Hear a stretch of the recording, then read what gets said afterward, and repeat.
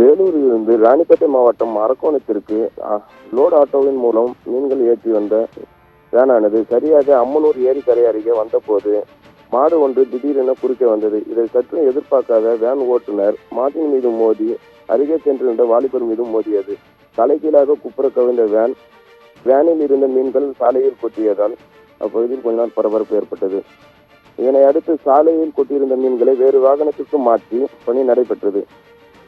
மாட்டின் மீது மோதிய வேன் மாடு சாலையை உயிரிழந்தது. அருகே சென்றிருந்த வாலிபருக்கு கால் முறிவு ஏற்பட்டு அரக்கோணம் அரசு மருத்துவமனைக்கு அனுப்பி வைத்தனர்.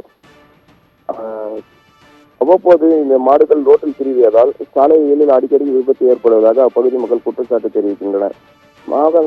நகராட்சி நிர்வாகம் உரிய நடவடிக்கை எடுக்கணும்னு அப்பகுதி சமூக ஆர்வலர்கள் கோரிக்கை வைத்துள்ளனர். பவித்ரா, விவரங்களுக்கு நன்றி சாமுவேல்.